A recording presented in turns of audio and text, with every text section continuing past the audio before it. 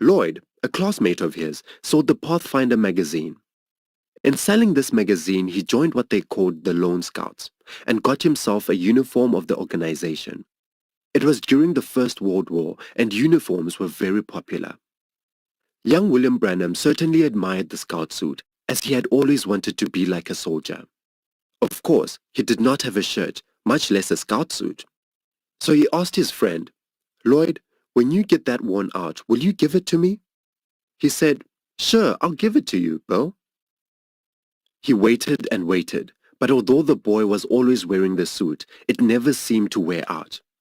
Finally, he noticed that Lloyd wasn't wearing the suit anymore, so he asked him for it. By this time, his friend had forgotten that he had promised him to give him the suit, and his mother had cut it up for patches. The only thing that you could find left from the scout suit was one legging, and so young Branham asked him for that. He took it home and put it on. It made him feel proud because that was the only piece of clothing he had which bore any resemblance to that of a soldier. He thought to himself that certainly now he is a real soldier because he had on one legging. He wanted to wear it to school, but didn't know how he could do it without having the children laugh at him again. So he decided to make up the story that he had injured his leg and was using the legging as a bandage. However, when he came to school, the children wouldn't believe him. Again they made fun of him. Again he went home crying. Saturday was the most important day around the Branham household. It was the day they would hitch Cootsie, the old mule, up to the lumber wagon, and Mr. and Mrs. Branham and all the little Branhams would get into the wagon and take off for town. There they would obtain their weekly supply of groceries, and the grocery man always gave them a sack of peppermint candy for the 5 children. His father always had to be careful to divide this candy very evenly to avoid difficulties, because 10 hungry eyes would watch him very carefully. William Branham, the eldest of the sons, made a practice of not eating all his candy on Saturday, but kept some of it until the following week when he could make a bargain with some of the other children. In exchange for a couple of licks of his candy, he could get them to help him with chores around the place. William Branham's father was a bootlegger and made moonshine on the farm. One Sunday morning at the age of 10, William Branham was with his father and a neighbor down by the Ohio River. As they were walking along the banks, his father took a bottle out of his back pocket and, after taking a drink, handed it to his neighbor. The neighbor took a drink and handed it to young William Branham, who said, "No, sir, thank you, I don't drink." The neighbor answered in surprise, "A Branham and an Irishman, and you don't drink?" "No, sir," he still insisted. His father replied by saying, "I've got 4 boys and 1 sissy," the sissy being William, who had just refused to drink. This cut very deeply into his tender heart, for he was conscientious and desired to do that which was right. Here his own father had called him a sissy when he had turned down partaking of liquor, which had been such a source of grief and poverty in their own home. This was more than young Branham could take, and he said, "Hand me that bottle, and I'll show you that I'm a Branham, and that I can drink." He took the bottle and started to put it to his mouth. As he did, again the familiar sound of the wind came. He was reminded of the time when the angel first spoke to him, telling him never to smoke, drink, or defile his body in any way, for he had a work to do when he was older. He had not been thinking of this, and when he heard it, he became frightened, dropped the bottle, and started to cry. His father said, "See, I told you he was a sissy." He may have been a sissy in the eyes of the world, but God was speaking to the boy. God was preserving him for something great in the future, something through which he would not only be a help to his neighbors and the people that knew him, but a help and a blessing to millions of people around the world. This incident is the most disheartening and bitter experience of his early life. Feeling that he was not understood and suffering from an inferiority complex, he did not have many friends. He was very shy of girls and did not like them. Boys did not seem to understand him. Instead of associating with people, he would much rather take his gun and dog and go out hunting. For an example, the young people of the neighborhood had decided to have a surprise birthday party on him, but he found out about it. The early part of the evening before anyone came, he got his dog and went out coon hunting and didn't return until about 10 o'clock. He thought the party would be over by then and everybody gone home. Instead, he found out that everyone was still there playing games and apparently enjoying themselves. As he looked in the window and saw them, he decided that he didn't want to go in. He wouldn't feel at home. He wouldn't enjoy himself there with those people. So he decided to go out to the barn and sleep for the night. At the age of 14, he was out hunting and had an accident which caused him to be hospitalized for 7 months. At this time, the voice came back to him many times, but he was afraid of it as his mother had warned him of spiritualism and evil spirits. Because he was afraid of this voice, he always refused to listen and refused to respond. But God dealt with him during those months while he was in the hospital, even though all the time he rejected and refused to listen to God. The other young men would associate with the girls and apparently enjoyed themselves, but William Branham just couldn't seem to enjoy himself with any of them. Finally, when he was about 18 years old, he was persuaded to have a date with one of the girls. As they were out riding around, they stopped at a little cafe on the outskirts of town. He went in to get some Coca-Cola and sandwiches. When he came out, he found this girl smoking. This girl whom he thought was such a fine girl and one whose company he would be most apt to enjoy. To him, this was shocking. He couldn't think of anything worse for a woman to do than to puff on a cigarette. And then as he came into the car, she said, "Will you have a smoke, Billy?" He said, "No, ma'am, I don't smoke." To this she replied, "You don't smoke? You told us that you don't drink, you don't dance, and now you say you don't smoke. What do you like to do?" "Well," he said, "I enjoy hunting, I enjoy fishing, I enjoy just being out in the woods." The girl laughed and ridiculed him. Soon the other boys joined in with the girls in belittling his interests, and again he was reminded of the fact that he wasn't like other people. Finally the girl said, "Well, I don't care to keep company with a sissy." This was more than he could stand because this was just what his father had called him that day down by the river, when he had refused to take a drink of moonshine. So he said to the young people, "Nobody's going to call me a sissy. Give me that cigarette. I'll smoke it." He took the cigarette and was about to put it to his mouth when he heard that familiar sound like wind blowing through the leaves. And again the voice came to him saying, "Never drink, smoke, or defile your body in any way, for I have a work for you to do when you get older." At this he became frightened and just could not put the cigarette to his mouth. Knowing that everyone would laugh at him if he did not smoke, he broke down and cried. He went out of the car and started running down the road towards his home.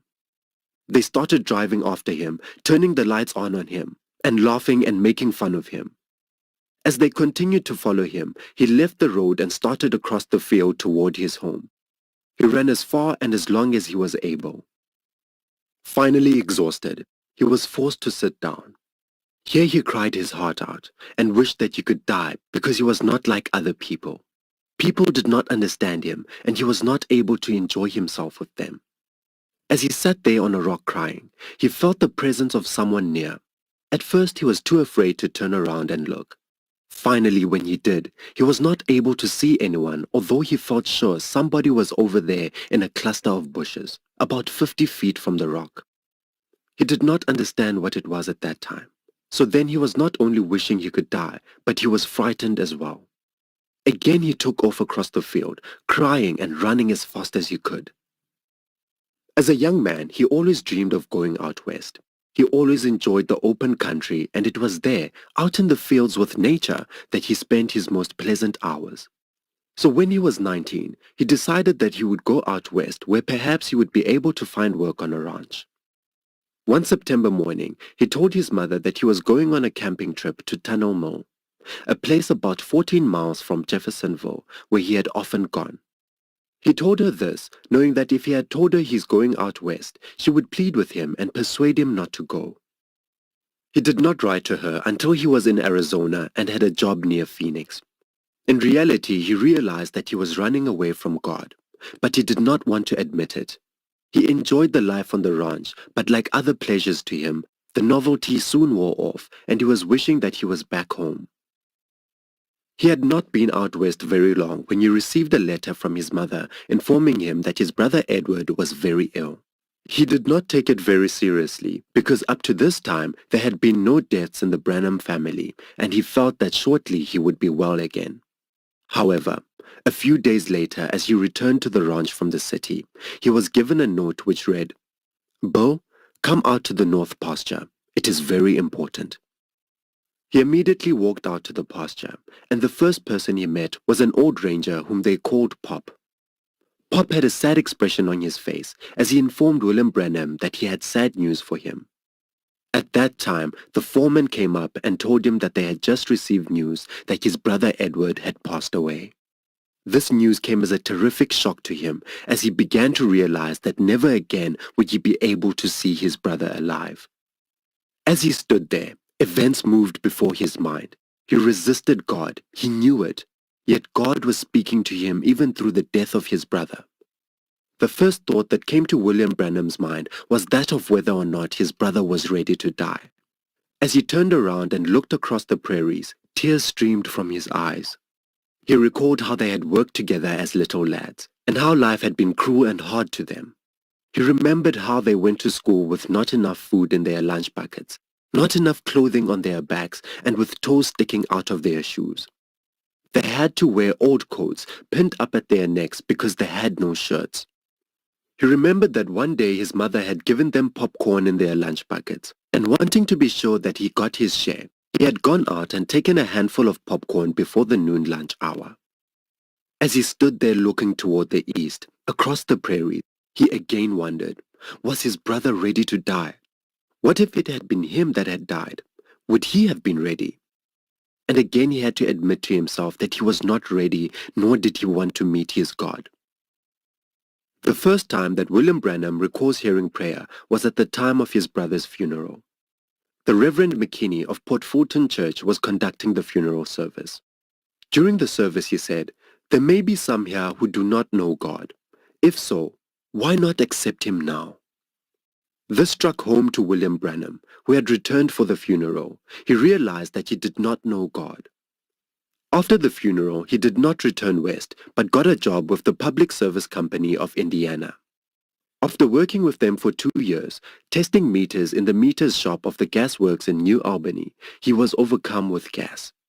This was the beginning of his illness, which forced him to accept and listen to God.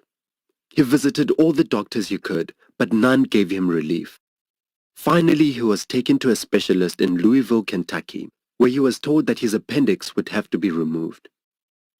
Being he had no symptoms of appendicitis, he couldn't understand this, but nevertheless, they said the operation was necessary for recovery. He concluded that if it was necessary for him to have an operation, maybe he was more sick than he realized. In that case, he wanted someone with him who knew God. So he called for the pastor of the First Baptist Church, who stayed there with him as he went into the operating room. Just before they started to operate, he felt that he was rapidly growing weaker. Fear entered his mind that he would never come out of this operation, but that he'd be called upon to meet his God. And he realized that he was not ready. For the first time in his life, he called upon God for help. Immediately after the operation, he experienced another vision, which was the turning point in his life. He saw himself deep in a great forest. The sound of wind and rustling leaves was coming closer and closer. He thought to himself that it was death, coming to take him away. Oh, how he cried to God because he was not ready to meet his Creator. The wind came closer and louder. Then it seemed as if he were back again in his boyhood days, standing there in the lane underneath that poplar tree where he had first heard the voice speak to him when he was 7 years old. Again the voice spoke. "Never drink, smoke, or defile your body in any way. I called you, and you would not go." The words repeated 3 times. Then Mr. Branham cried, "Lord, if that is you, let me go back to earth again, and I'll preach your gospel from the housetops and street corners. I'll tell everyone about it." The vision was over. He felt stronger and realized that death was not near, but that he would be well. The doctor had not left the hospital because he wanted to check on the progress of his patient. When he saw William Branham, he said, "I'm not a church-going man. My practice is so great I don't have time, but I know that God has visited this boy." Evidently, the doctor had felt that William Branham would not live through the operation. But not only had he lived through it, but appeared to be stronger and well on his way to recovery. Neither the doctor nor William Branham understood it. I'm confident, however, that had he known then what he knows now, he would not have been confused, but could have very easily explained it to the doctor and others concerned. After a few days, he was released from the hospital and returned home. He then started out to seek God. Up until this time, he had no religious training. He did not know how to find God, had not considered the word important. From church to church he went, trying to find some place where Christians would help him and instruct him as to how to contact God. One night at home, he became so hungry for God, he was afraid he could not live unless he found him. Not wanting to bother anyone in the house, he went out into an old woodshed back of the house, and there he tried to pray. He did not know how to pray, but he lifted his heart to God and cried out the best he could. Suddenly there appeared a light in the form of a cross, and a voice spoke to him in a language he did not understand. Then it went away. He became frightened and wondered as he said, "Lord, if this is you, please come back and talk to me again." The light re-entered the shed. As he prayed, it appeared again the third time. Now he realized that he had met God. He was happy. He was thankful. He lifted his heart to God in thanksgiving as he jumped and ran into the house as though he were running on air. His mother said, "Bo, what has happened to you?" He answered, "I do not know, but I sure feel good."